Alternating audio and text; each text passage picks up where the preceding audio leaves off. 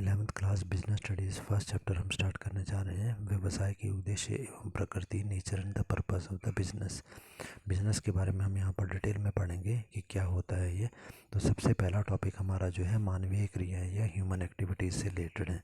मानवीय क्रियाएं या ह्यूमन एक्टिविटीज़ का मतलब है एक कोई भी मनुष्य जो कुछ काम करता है, जो क्रियाएं करता है, जो एक्टिविटीज़ करता है, उसे मानवीय क्रियाएं कहा जाता है। तो हर एक मनुष्य के द्वारा की जाने वाली जितनी भी क्रियाएं होती हैं, जितने भी काम होते हैं, उनको हम दो भागों में बांट सकते हैं। एक को हम कहेंगे आर्थिक क्रियाएं, इकोनॉमिक एक्टिविटीज़, और दूसरी को कहेंगे अनार्थिक क्रियाएं, नॉन इकोनॉमिक एक्टिविटीज़। अब आर्थिक क्रियाएं क्या होती हैं? आर्थिक क्रियाएं वो होती हैं जो पैसा कमाने के लिए की जाती हैं। इनको हम तीन पार्ट्स में बांटते हैं। व्यवसाय, जिसको बोला जाता है बिजनेस। दूसरी प्रकार की हो सकती है पेशा, जिसको हम बोलते हैं प्रोफेशन। तीसरा होता है रोजगार, जिसको हम कहते हैं सर्विस। अनार्थिक क्रियाओं के भी तीन प्रकार हो सकते हैं, जैसे समाज की सेवा करना, सोशल सर्विस करना, दान देना, डोनेशन करना, और राष्ट्रीयता या नेशनलिटी, देश के लिए कोई कार्य करना बिना पैसे के। अगला टॉपिक हमारे को दिया गया nature of economic and non economic activities, आर्थिक एवं अनार्थिक क्रियाओं की प्रकृति। इसमें दो पॉइंट्स हमारे आ जाएंगे। पहला है आर्थिक क्रियाएं और दूसरी है अनार्थिक क्रियाएं। आर्थिक क्रियाओं को इंग्लिश में इकोनॉमिक एक्टिविटीज़ बोला जाता है। आर्थिक क्रियाएं वो होती हैं जिनका कि उद्देश्य पैसा कमाना या धन कमाना होता है। इनका धन के साथ डायरेक्ट रिलेशन होता है, धन से प्रत्यक्ष संबंध इनका होता है। इन्हें मुद्रा मतलब पैसे में मापा जा सकता है। आर्थिक क्रियाओं को पैसे में मापा जा सकता है। अनार्थिक क्रियाएं बिल्कुल इसकी उल्टी होती हैं, जिसे कि नॉन इकोनॉमिक एक्टिविटी बोलते हैं। इसका धन कमाने से कोई संबंध नहीं होता। अनार्थिक क्रियाएं मतलब हम अपने मनोरंजन के लिए जो काम करते हैं, मानसिक शांति के लिए जो कार्य करते हैं। हमें लगा कि हमें किसी गरीब आदमी की मदद करनी है, हमने उसे पैसा दे दिया। समाज की भलाई के लिए हमने कोई कार्य किया, अपनी जेब में से पैसा खर्च करके देश के लिए हमने कोई दान इत्यादि दिया। तो इसका धन कमाना उद्देश्य नहीं, बल्कि क्योंकि हमारे को इससे मन में शांति मिलती है, मानसिक संतुष्टि इससे होती है और हमें अच्छा लगता है, इसलिए हम ऐसा कार्य करते हैं। नेक्स्ट हमारा है टॉपिक है क्रियाओं को आर्थिक और अनार्थिक श्रेणियों में रखने का आधार, basis of the classification of economic and non economic activities. कि हम कुछ क्रियाएं कर रहे हैं, हम कैसे कहेंगे कि ये क्रिया आर्थिक होगी या अनार्थिक क्रिया होगी। तो इसमें तीन पॉइंट्स हमारे को बताए गए। पहला पॉइंट है क्रिया का प्रयोजन अथवा उद्देश्य, ऑब्जेक्ट ऑफ द एक्टिविटी। जो भी क्रिया हम कर रहे हैं उसका उद्देश्य क्या है, उसका ऑब्जेक्ट क्या है। हम क्रिया के उद्देश्य को देखकर अंदाज़ा लगा सकते हैं कि आर्थिक होगी या अनार्थिक होगी। जैसे अगर कोई प्लेयर है जो कि फुटबॉल वगैरह, कोई क्रिकेट वगैरह कुछ खेलता है, तो अगर वो अपने घर में अपने मनोरंजन के लिए ही खेल रहा है, ठीक है, उसको अच्छा लगता है या प्रैक्टिस कर रहा है या कुछ भी है, तो घर में ही खेल रहा है वो ऐसे ही, तो उसे हम कहेंगे अनार्थिक, क्योंकि वहाँ पर वो पैसे कमाने के उद्देश्य से नहीं खेल रहा। और जब वो ग्राउंड में कोई मैच खेल रहा है, उस टाइम पर उसका एक ही उद्देश्य होता है कि उसे पैसा कमाने के लिए खेलना है। तो उस टाइम पर क्योंकि उसका उद्देश्य पैसा कमाना है, तो वो बन गई आर्थिक क्रिया। सेकंड पॉइंट है क्रिया का धन से प्रत्यक्ष संबंध, direct relation of activity with the wealth. जैसे सेम एग्जांपल हम ले सकते हैं, धन से प्रत्यक्ष संबंध, प्रत्यक्ष मतलब डायरेक्ट। जैसे हम एग्जांपल लेते हैं, एक डॉक्टर है या कोई नर्स है जब वो हॉस्पिटल में होता है, तो उस टाइम पर वो पेशेंट्स को देख रहा है और उसके बदले में उसको सैलरी मिलती है या वो पैसा लेता है। तो पैसा कमाने के लिए हॉस्पिटल में वो पेशेंट्स को देखता है, परंतु यदि परिवार में कोई व्यक्ति बीमार हो जाता है, उसकी देखभाल वो कर रहा है, उसको दवाई वगैरह दे रहा है, तो उससे पैसा नहीं ले रहा। कहने का मतलब जब वो बिना पैसे के घर पे काम कर रहा है तो वो अनार्थिक क्रिया बन जाएगी, और जब वो हॉस्पिटल में वही काम करता है तो वही क्रिया आर्थिक बन जाएगी। क्रिया एक है, परंतु एक तरफ वो धन लेके कर रहा है तो उसी क्रिया को हम आर्थिक कह देंगे, और जब वो बिना धन के ले रहा है वही क्रिया करता है तो उसे अनैतिक कहा जाएगा। थर्ड पॉइंट है क्रिया की वैधानिकता या लीगलिटी ऑफ द एक्टिविटी। अब हम ये कहेंगे कि कोई भी क्रिया जो हम कर रहे हैं, यदि वो कानून की नज़रों में सही है तो वो आर्थिक कहलाएगी, और यदि वो कानून की नज़रों में गलत है तो उसे अनार्थिक कहेंगे। जैसे चोर बाजारी, चोरी करना, डकैती करना, घूसखोरी करना, जमाखोरी करना, हम इन सभी तरीक़ों से पैसा कमाते हैं, परंतु क्योंकि ये कानून की नज़रों में गलत है, ठीक है। पैसा हम इनसे कमा रहे हैं तो ये आर्थिक होनी चाहिए, परंतु क्योंकि कानून की नज़रों में ये गलत है, इसलिए हम इसे अनार्थिक क्रिया कहेंगे। अब नेक्स्ट टॉपिक हम डिस्कस करने जा रहे हैं जो हमारा है आर्थिक क्रियाएं और अनार्थिक क्रियाओं में अंतर, difference between the economic activities and non economic activities. तो आते हैं फर्स्ट पॉइंट पर, संबंध या फिर रिलेशन। आर्थिक क्रियाओं का संबंध धन की प्राप्ति से होता है। They are related with earning of the money. आर्थिक क्रिया की ही इसीलिए जाती है क्योंकि धन कमाना चाहते हैं। अनार्थिक क्रियाओं की बात करें, इनका धन की प्राप्ति से कोई संबंध नहीं होता। They are not related to the earning money. हमने कहा अपने मनोरंजन के लिए हमें अच्छा लगता है, मानसिक शांति के लिए हम कुछ कार्य करते हैं, ठीक है, तो वो अनार्थिक क्रिया हो गई। सेकेंड पॉइंट हो गया हमारा उद्देश्य या फिर ऑब्जेक्ट। इसका उद्देश्य क्या होता है आर्थिक क्रियाओं का? धन कमाकर अपना गुजारा करना, जीवन चलाना। The object is to earn the money and make livelihood. अनार्थिक क्रियाओं का उद्देश्य क्या होता है? जीविका के लिए धन कमाना नहीं होता। The money is not earn for making the livelihood. अपने मनोरंजन के लिए, मानसिक शांति के लिए और अपनी संतुष्टि के लिए हम ऐसा करते हैं। थर्ड पॉइंट है मापदंड या फिर मेजरमेंट। मापदंड या मेजरमेंट का मतलब होता है मापा जाना। जो आर्थिक क्रियाएं होती हैं इसे मुद्रा में, मुद्रा मतलब कैश, पैसे में मापा जा सकता है। It's scale is money. जब हमने कोई आर्थिक क्रिया की, मान लो हमने जैसे 1 महीना तनख्वाह की और हमारे को उसके बदले में 1 लाख रुपया तनख्वाह मिलती है, तो इसे हमने मुद्रा में माप लिया कि आर्थिक क्रिया हमारी जो है वो हमको प्रति माह जो है 1 लाख रुपए की तनख्वाह दिलवा रही है, ठीक है। उसके बाद में हमारा आ गया अनार्थिक क्रिया में, या स्केल इज़ नॉट मनी। यहाँ पर मुद्रा मापदंड नहीं होता, केवल हमने कोई कार्य किया और हमें संतुष्टि मिल गई, बस इस संतुष्टि ही इसका मापदंड होता है, ठीक है। फोर्थ पॉइंट आते हैं प्रेरणा स्रोत या सोर्स ऑफ इंसेंटिव।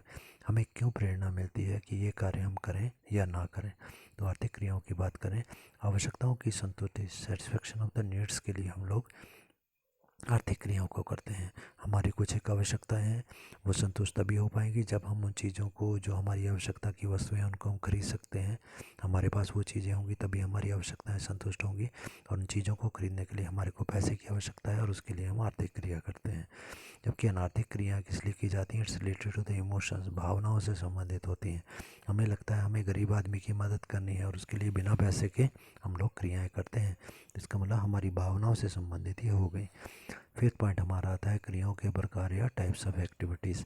ऊपर डायग्राम में हम लोगों ने पढ़ा कि आर्थिक क्रियाओं के 2 प्रकार हैं, व्यवसाय, पेशा और रोजगार, बिजनेस, प्रोफेशन एंड सर्विस।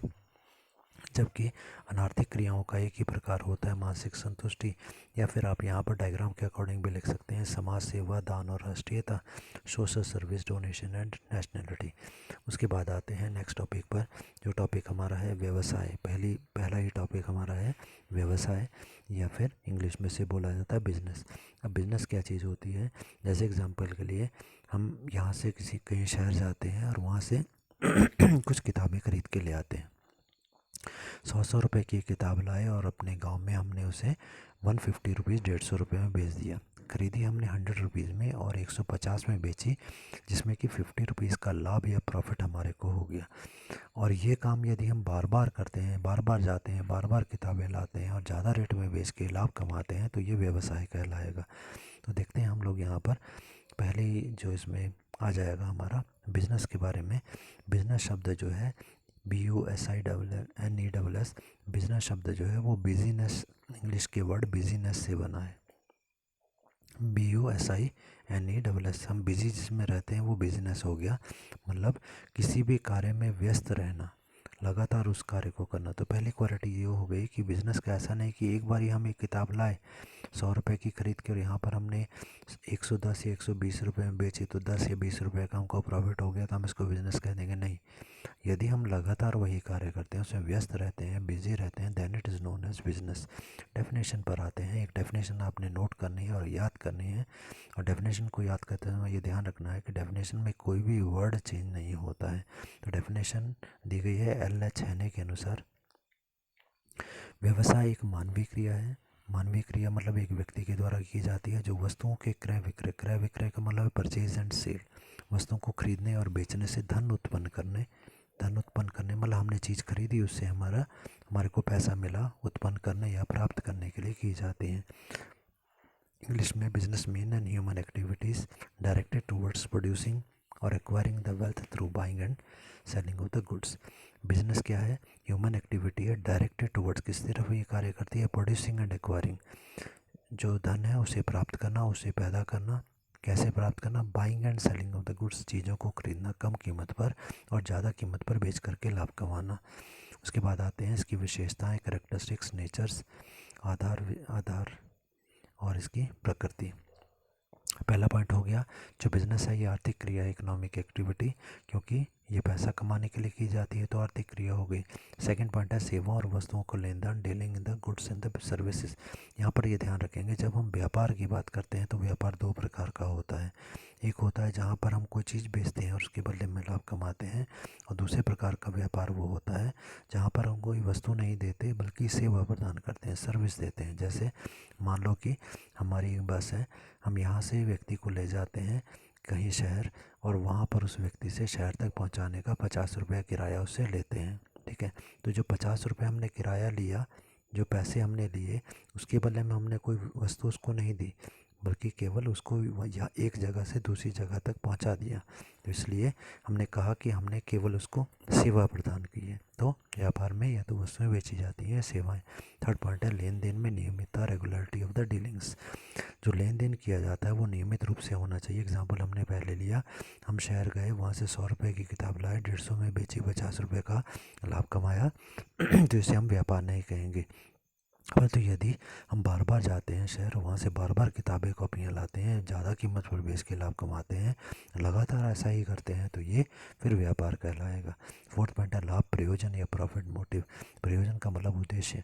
ये व्यापार करने का उद्देश्य क्या होना चाहिए? लाभ कमाना। यदि हम कोई ऐसा कार्य करते हैं जिसका उद्देश्य लाभ कमाना नहीं होता तो व्यापार नहीं कहलाएगा। फिफ्थ पॉइंट है हमारा जोखिम का तत्व या फिर एलिमेंट ऑफ द रिस्क। व्यापार जब होगा तो उसमें हमेशा ही जोखिम होता ही होता है। काफ़ी सारी चीज़ें होती हैं जिसके के कारण जोखिम होने की संभावना है। जैसे जो हमारे ग्राहक हैं उनकी रुचि, इंटरेस्ट जो है वो चेंज हो जाना, वस्तु की डिमांड बदल जाना, व्यापार में उतार चढ़ाव हो जाना, कभी वस्तुओं की बिक्री ज़्यादा हो जाती है, कभी कम हो जाती है, वस्तुओं के मूल्य बढ़ जाते हैं, कम हो जाते हैं, या फिर गवर्नमेंट ने कुछ ऐसा नियम बना दिए जिसके कारण हमारी वस्तु अब बिक नहीं सकेगी। ये सभी जोखिम होते हैं। सिक्स पॉइंट है उपयोगिता का सृजन या creativity of creation of the utility. स्थान उपयोगिता, रूप उपयोगिता और समय उपयोगिता। अब उपयोगिता का मीनिंग हम समझे क्या चीज़ होती है। इसका मतलब ये हुआ, सबसे पहले हम बात एग्जांपल करते हैं समय उपयोगिता की। मान लो कि हमने आम के मौसम में आम जो थे वो खरीदे, ठीक है, और उसको फिर हम लोगों ने रख लिया। जिस मौसम में आम होते हैं, सामान्यतः जहाँ पर बाग होते हैं, हर व्यक्ति के बाग में आम होंगे, उस टाइम पर यदि आप किसी के पास जाओगे तो वो बोलेगा मेरे बाग में लगे हैं, मैंने आम नहीं खरीदने। फिर भी आप ज़बरदस्ती उसको बेचने की कोशिश करोगे तो हो सकता है 5 रुपये किलो या 10 रुपये किलो के हिसाब से मिले, ठीक है। परंतु यदि उस समय हमने उनको गोदाम में स्टोर करके रख लिया और ऐसे मौसम में हम उनको बेचने की कोशिश करते हैं जिस मौसम में कहीं पर भी आम पैदा नहीं होते, तब हमें उसी आम के जो है 100 या 200 रुपये तक मिल सकते हैं। कहने का मतलब कुछ समय तक यदि उस वस्तु को सुरक्षित रखा जाए तो उसके मूल्य में वृद्धि हो जाती है, ज़्यादा पैसा कमा सकते हैं। स्थान उपयोगिता की बात करें, हमारे क्षेत्र जो है वहाँ पर कोई वस्तु पैदा होती है तो हम वहाँ से वस्तु को लेते हैं और ऐसी जगह जाकर हम उसको बेचते हैं जहाँ पर वो वस्तु पैदा नहीं होती। तो जहाँ वो वस्तु पैदा नहीं होती वहाँ पर वो ज़्यादा कीमत पर बिकती है, तो हमने क्या किया, स्थान परिवर्तित कर दिया। रूप उपयोगिता की बात करें तो उसका मतलब ये है कि हम खेतों से जब रुई खरीद के लाए हैं तो उसकी कीमत बहुत कम है, परंतु जब उसी रुई से हमने कपड़ा बनाकर बेचा, उसका रूप परिवर्तित कर दिया तो उसकी कीमत बढ़ गई। सेकंड पॉइंट हमारा होता है विक्रय, हस्तांतरण और विनिमय। विक्रय का मतलब होता है वस्तु को बेचना, बेच करके लाभ कमाना। हस्तांतरण का मतलब होता है एक वस्तु को दूसरे व्यक्ति को दे देना और लाभ कमाना। एक्सचेंज का मतलब है एक चीज़ लेना और उसके बदले में दूसरी चीज़ देना। सबका उद्देश्य लाभ कमाना है। आठवां पॉइंट है व्यापक क्षेत्र या वाइड स्कोप।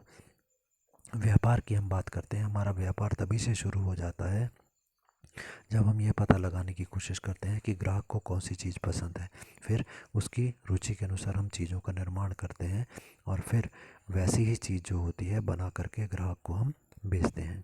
ठीक है। तो यहाँ पर हमारा काम शुरू हुआ, ग्राहक से पूछा हमने, उसके बाद हमने चीज़ बनाई, फिर हमने बेची, और बेचने के बाद भी हम उसकी मदद करते हैं, उसको आफ्टर सेल सर्विस बोलते हैं।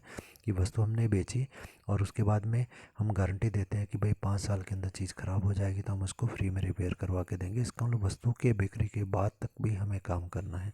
अगला आ गया व्यापार कला एवं विज्ञान दोनों है। बिजनेस इज एन आर्ट और साइंस।